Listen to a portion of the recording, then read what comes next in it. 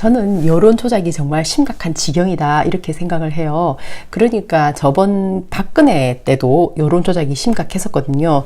그때는 이제 여론에서 주로 어떤 뉴스가 흘러나왔냐면은 내가 볼 때는 가능성도 없어 보였어요. 그러니까는 새누리당이 훨씬 압승을 할 것이다. 그러면서 이제 그 사람들이 막 나가가지고 잘못했습니다. 막 줄 있잖아요. 줄 서가지고 땅바닥에 엎드리면서 읍소하는 거, 그런 걸 보면서 아니 정치를 잘하면 되지 뭐 때문에 저렇게 나쁜 짓을 골라서 하고는 읍소를 하고 저 난리지, 이렇게 생각을 했었어요. 그런데 이제 언론에서는 계속 어떤 뉴스가 흘러나왔냐면은 뭐 이제 엄청나게 새누리당이 앞서갈 것이다, 아무리 그래도 새누리당은 이길 것이다, 뭐 이런 식으로 이제 계속 뉴스가 전개가 됐었어요.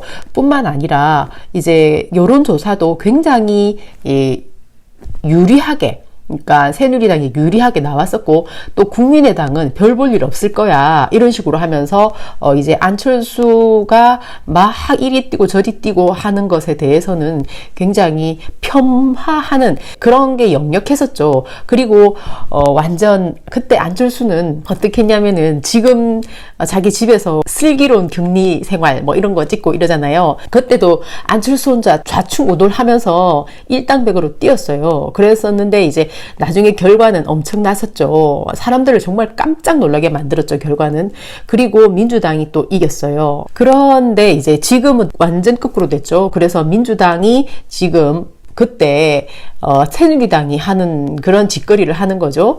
완전 조작을 일삼는 거죠. 여론조사를 왜 계속해서 올릴까? 막 하루에도 몇 번씩 올리잖아요. 그것은 사람들을 세뇌시켜서 기정사실화 하려고 그러는 거거든요. 그러니까 굳이 계속해서 속보를 띄워가면서까지 여론조사를 올릴 이유가 없잖아요. 그런데 그런 짓거리를 하는 것은 사람들을 세뇌시키고 일종의 가지고 노는 거예요. 그러니까 이제 너무 많이 차이 나면은 이미 민주당이 이겼는데 나와봤자 소용없다, 그냥 투표하지 마, 이런 작전이 또 있거든요. 그렇기 때문에 거기 쏘으면 정말 큰일 나는 거죠. 지금 한번 보세요. 이거 하명수사 청와대의 비서관이 있잖아요. 그 사람이 그렇게 죽었는데 그런 죽음이 허무해지면 안 되거든요. 우리가 인간의 존엄성을 생각한다면은 이 사건은 반드시 명명백백하게 밝혀져야 되는 겁니다. 그러니까는 이제 윤석열 검사의 기운을 빼가지고 이 사건을 검사하지 못하게 하려고 하는 거거든요. 그런데 이것은 우리가 주권자이기 때문에 절대로 용서를 하면 안 되는 거예요. 왜냐하면은 한 표거든요. 나도 한 표고, 그 다음에 뭐 그 사람이 대통령이라도 한 표예요. 그리고 뭐 장관도 한 표고 국회의원들도 한 표예요. 다 똑같이 한 표를 가지고 있는 나라의 주인이라는 겁니다. 그런데 그 귀중한 생명이 청와대 하명 수사 때문에 스스로 목숨을 끊었어요. 자살을 했어요. 얼마나 두려웠으면, 혹은 어떤 어둠의 뒷그림자가 있는지는 아무도 모릅니다. 사건을 밝혀내야 알 수 있는 거예요. 대깨문들은 그것을 윤석열한테 뒤집어 씌우려고 했어요. 윤석열이 그 사람에게 압박을 가했기 때문에 그 사람이 자살했다, 이런 식으로. 그런데 윤석열은 장의를 치르는 곳에 가서 어쩔 줄 몰라 하면서 긴 시간을 그곳에 머물렀어요. 예, 그러면서 반드시 내가 이 사실을 밝히고 말겠어 하고 다짐을 했다고 저는 보는 거죠. 그래서 이렇게 조작이 일상화되어 있는 이 문재인 정부, 이 집단은 윤석열의 정의로운 성품이 너무나 두려운 거죠. 예, 그래서 지금 이들이 하는 작태는 우리 깨어있는 시민이라면 절대로 용서해서는 안 돼요. 반드시 이 사건이 밝혀져야 되기 때문에 윤석열을 지지하기 위해서라도 민주당을 심판해야 되는 겁니다. 대깨문들이 하는 저 짓거리를 보세요. 예, 저 짓거리는 정말로 우리나라를 위험에 빠뜨린다. 현재도 그렇고 미래도 그럴 것이다 라고 저는 생각해요. 지금 열린민주당이라는 저 안에 들어있는 범죄 집단을 한번 보세요. 악마의 소굴이에요. 공수처가 통과되면 네가 범죄 1호다. 이런 말을 하고 있어요. 완전히 망발이죠. 그리고 또 뭐 자기를 기소하다니, 뭐 기소를 하다니, 쿠데타다, 막 최강훈 악마의 탈을 썼어요. 정말 질이 나쁜 인간이에요. 그 안에 금태섭이라는 사람이 있잖아요. 그 사람 한 명을 두고 공격하는 걸 보세요. 예, 그 사람이 자기들하고 다른 목소리를 낸다고 해가지고 예, 완전히 달려들어서 물어뜯고, 지금 또 뭐 자기들 또 비례정당 하나 있잖아요. 더민당인가?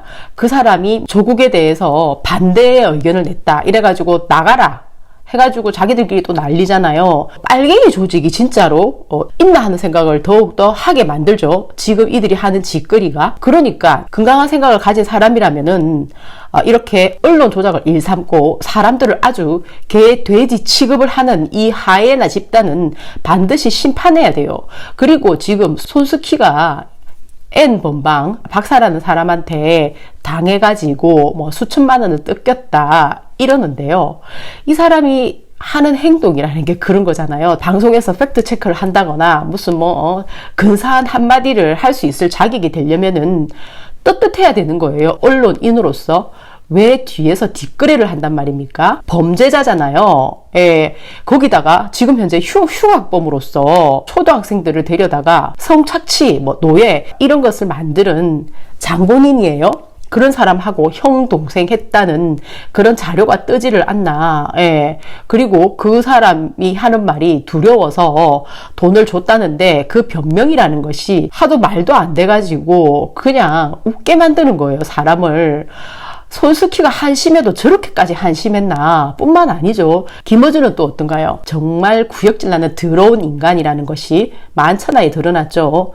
그리고 손스키는 저 위선적인, 앞에서는 자기가 고상한 척하지만 너무나 더티한 사람이에요. 완전히 플레이하는 걸 보세요. 얼마나 지저분한지. 미투로 사람들을 골로 보냈는데 자기를 한번 되돌아봐야 되는 거예요.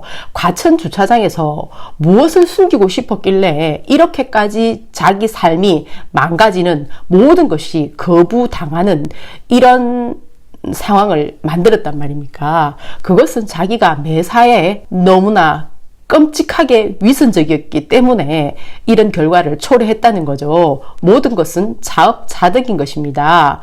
이 사람 역시 JTBC가 떴을 때, 그리고 사람들을 인터뷰하는 과정에서, 뭔가를 폭로하는 과정에서 항상 이상하다, 손스키가 의심스러운 정황이 너무나 많았어요, 이 사람한테는. 그리고 김부선 사건을 터뜨릴 때도 저거 조작인데 어떻게 저 조작인 게 눈에 훤히 보이는데 JTBC가 그렇게 자기들 말로는 아주 건전하고 건강한 좋은 그런 언론 매체라고 하면서 뻔뻔하게 내보내냐. 그러면은 모든 것들이 다 조작이었을 가능성이 정말 많겠다 하고 결론을 내렸어요. 그리고 손스키의 JTBC는 아예 뒤돌아보지도 않았어요. 모든 게 거짓일 거라고 생각했기 때문에.